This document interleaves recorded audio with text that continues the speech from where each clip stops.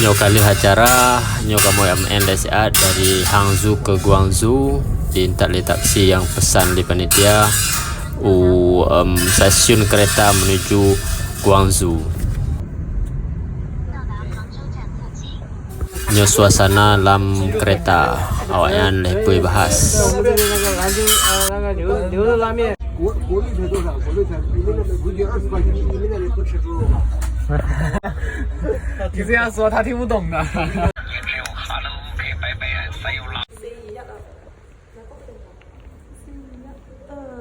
一个行，OK， try out is OK。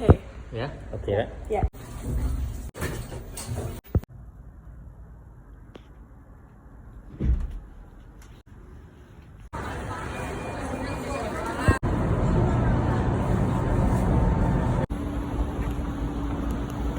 Jadi dandang pre jam sawah kamu ja wewe lesya nyo bak tower Canton Tower. Nah, nyo salah satu tempat yang terkenal sino di Guangzhou.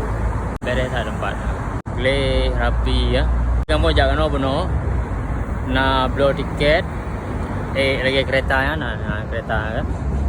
Jadi tanya jet terus bawa Bandung tempat yang na area sino.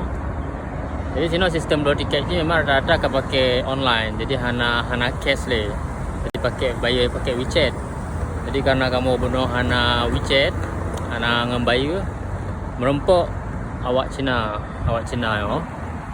Jadi awak rupaji jarang-jarang ikalan turis. Awak luar yang jak kena. Jadi rata-rata anak muda sini saya merempok kamu lagi foto, lagi meturi ya.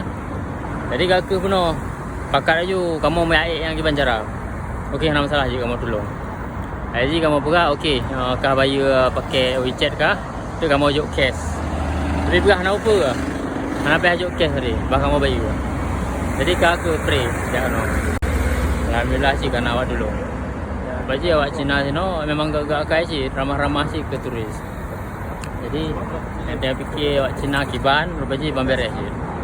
Gak orang lagi galak ke turis-turisnya. Jadi kamu mejak minta makanan. Jadi dari baru memang susah minta makanan yang halal ya. Ini terjak bah restoran Turki. Nah restoran Turki belah no tutu.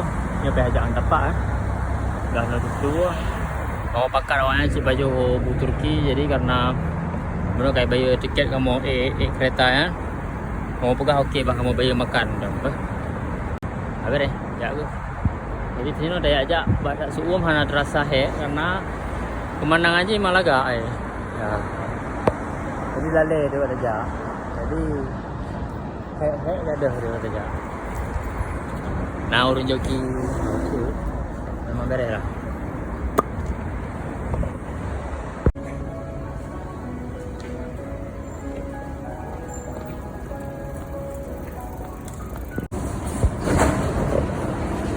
Oke, ya tengok ada tren dari kereta coba stasiun